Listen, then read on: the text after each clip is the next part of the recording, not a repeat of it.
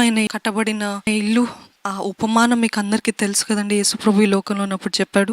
ఆ కొండపైన కట్టబడిన ఇల్లు ఎన్ని తుఫాన్లు వచ్చినా, ఎన్ని వరదలు వచ్చినా, ఎంతగా పోరాటాలు వచ్చినా, లేకపోతే సన్షైన్ సూర్యుడు ప్రకాశించినా, ఎలాగైతే అది కదల్చబడదు, అది మూవ్ అవ్వదు, అది ఏ విధంగా చెదరగొట్టబడదు, కూలిపోదు. అటువంటి విధంగా దేవుడు ఈరోజు మనల్ని ఉండమని ఆశపడుతున్నాడండి. ఏంటిదంటే, మీరు ఆ బండ మీద కట్టబడిన ఇల్లు వలె ప్రకాశించండి. అన్నీ బాగుంటే, సంతోషంగా ఉంటే దేవానికి స్తోత్రము అని చెప్పడం కాదు, కానీ అంధకార లోయల్లో కూడా, అంధకార పరిస్థితిలో కూడా, మబ్బులో కూడా, ఆ మబ్బు అంటే నిజంగా ఈ నెక్స్ట్ స్టెప్ ఎక్కడ ఉంటుందో తెలీదు, నెక్స్ట్ అడుగు ఎలాగ వేయాలో తెలీదు, నెక్స్ట్ ఏం జరుగుతుందో తెలీదు. అన్నీ దేవుడు చెదరగొట్టేశాడు, అన్నీ రేపేశాడు. ఇప్పుడు మొత్తం మబ్బుగా ఉంది. నీకు ఉన్నవన్నీ తీసివేస్తాడు. నీకు ఏదైతే ఇష్టము, నీకు ఏదైతే సన్నిహితము, నీకు ఏదైతే నువ్వు ఏదైతే బండగా, నువ్వు ఏదైతే స్థిరంగా ఉంటుంది అని అనుకున్నావో అదే తీసివేస్తాడు దేవుడు. ఆ మబ్బు సమయంలో, ఇప్పుడు మనందరికీ అటువంటి సమయంలో వాట్ షుడ్ ఐ డూ, ఏం చెయ్యాలి అని ఆ మబ్బు, ఆ అంధకారం ఉంది కదా. దేవుడు అంటున్నాడు, నువ్వు నన్ను నమ్ముతావా? ఈ మబ్బు సమయంలో కూడా, ఈ అంధకార పరిస్థితిలో కూడా, ఈ చీకటి, ఈ అయోమయ పరిస్థితిలో కూడా నీకు భయం ఉంటుంది, కానీ భయంలో కూడా నన్ను వెంబడిస్తావా అని దేవుడు అడుగుతున్నాడండి. అన్నీ ఎందుకు దేవుడు కూల్చాడా, ఎందుకు కోల్పోయామా, ఎందుకు ఇలాగ జరిగిందా, ఎందుకు ఈ మార్గం ముయ్యవేయబడిందో అన్నీ ఒక సమయంలో కనిపిస్తుంది అని అంటున్నాడండి దేవుడు. ఈరోజు మీకు భయం ఉన్నట్లయితే మీ భయాలన్నీ ఆయన పాదాల దగ్గర పెట్టండి. దేవా, ఇది నా పరిస్థితి, ఈ భయము నీ పాదాల దగ్గర పెడుతున్నా, ఈ ప్రశ్న నీ పాదాల దగ్గర పెడుతున్నా, ఇది ఏది జరిగినా పర్వాలేదయ్యా, మహిమ నీకే కలగాలి. యోబు అన్నాడు కదా, అన్ని విషయాలు అవన్నీ సంభవించిన తర్వాత దేవుడు నాకు అన్యాయం చేశాడన్న మాట ఆయన నోట రాలేదంట. ఈరోజు మీరు కొద్దిగా కోల్పోతేనే, కొద్దిగా నష్టపడితేనే, అయ్యో దేవుడు నన్ను విడిచిపెట్టాడా, అయ్యో దేవుడు నాకు అన్యాయం చేశాడా అని అంటున్నారా? యోబుని చూసి ఒక పాట నేర్చుకుందాం. యోబు ఇంకను అంటాడు ఏంటిదంటే, యోబు 13:15, ఆయన నన్ను చంపినను నేను అయినను ఇంకను ఆయన కోసం కనిపెడతాను.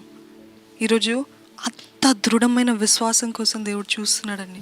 నన్ను చంపినను, నా దగ్గర నుంచి అన్నీ పీకి పడేసినాను, నా దగ్గర ఉన్నవన్నీ కోల్పోయినాను, లేకపోతే నాకు ఇష్టమైనవన్నీ తీసివేసినాను, అయినను నేను ఆయన కోసం కనిపెడతాను.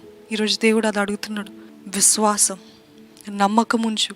అంధకార లోయల్లో కూడా, మబ్బు పరిస్థితుల్లో కూడా నేను నిన్ను నడిపిస్తా, నేను నిన్ను ఉన్నత స్థలానికి నడిపిస్తా. ఇవంతా ఈ లోకపు పరిస్థితులు అవన్నీ అయిన తర్వాత మనకుందండి ఒక గురి. ఇవన్నీ అయిన తర్వాత మనం ఆ పరలోక రాజ్యంలో చేర్చబడాలి. అదే మన గురి.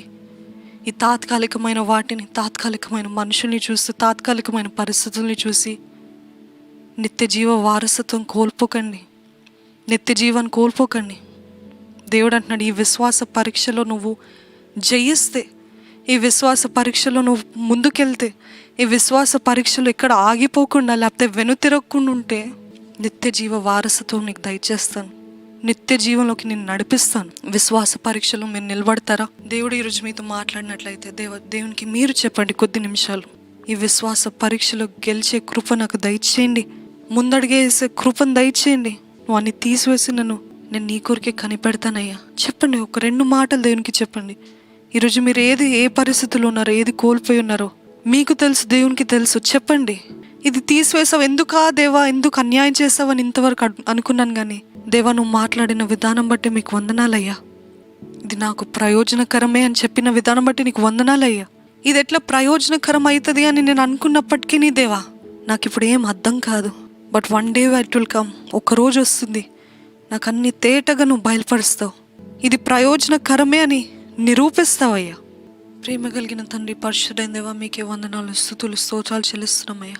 చూచుచున్న దేవా, మాట్లాడే దేవా, కొండల్లో లోయల్లో కూడా దేవుడు అయ్యా, నువ్వు ఏమున్నా ఏమీ లేకపోయినా నువ్వే దేవుడు అయ్యా, అన్ని బాగున్నా బాగలేకపోయినా నువ్వే దేవుడు అయ్యా.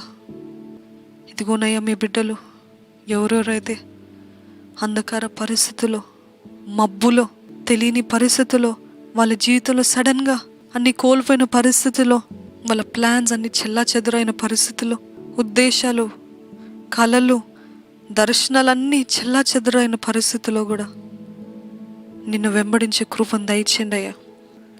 పౌలు ప్రార్థన చేసిన రీతిగా ముళ్ళు నా దగ్గర నుంచి తీసివేయనప్పుడు నువ్వు ఏ విధంగా అయితే నా కృప నీకు చాలును అని చెప్పావు, ఆ విధంగా తండ్రి ఈరోజు వీక్షిస్తున్న, వింటున్న, అంగీకరిస్తున్న ప్రతి ఒక్కరి జీవితంలో కూడా మీరు చెప్పమని గుర్తు చేయమని అడుగుచున్నానయ్యా.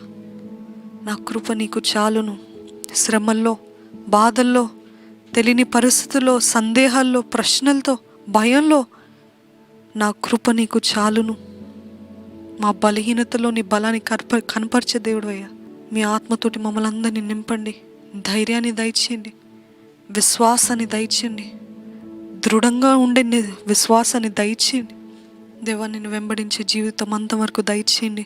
తాత్కాలికమైన వాటిని చూచి, తాత్కాలికమైన ఈ లోకంలో లోకపు పరిస్థితులు, లోకపు కార్యాలు, లోకపు మనుషులు కాక దేవా, పరలోక రాజ్యం చేరుతాను.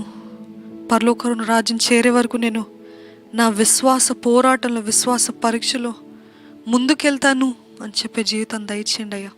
ఈ విశ్వాస పరీక్షలో తండ్రి ఎక్కడ తండ్రి ఆగిపోనివ్వద్దు, వెనుక తిరగనివ్వద్దయ్యా. ఎక్కడ మళ్ళీ లోకము, పాపం అని వెళ్ళనివ్వద్దయ్యా. దేవుడు ఉంటే ఇలాగ ఎందుకు జరగాలి అనేటువంటి ప్రశ్నలు రానివ్వద్దయ్యా. ఏదైనా దేవుడు దేవుడే, ఏది జరిగిన దేవుడు దేవుడే.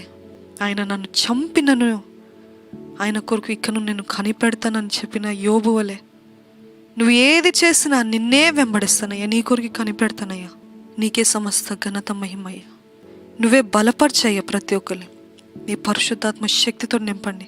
ఎలాగైతే దుఃఖంతో ఉన్న శిష్యులు యేసు ప్రభువు వెళ్ళిన తర్వాత, ఆరోహణమైన తర్వాత ధైర్యవంతులుగా మారారో, అదేవిధంగా పరిశుద్ధాత్మ దేవా, ఎవరెవరైతే బలహీనంగా, భయంతో, పిరికితనంతో, ఎటు తోచని స్థితిలో ఉన్నారో వాళ్ళందరికీ మీరే ధైర్యాన్ని దయచేయమని అడుగుతున్నాను.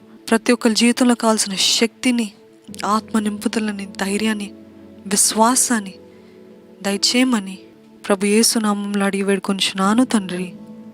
ఆమెన్.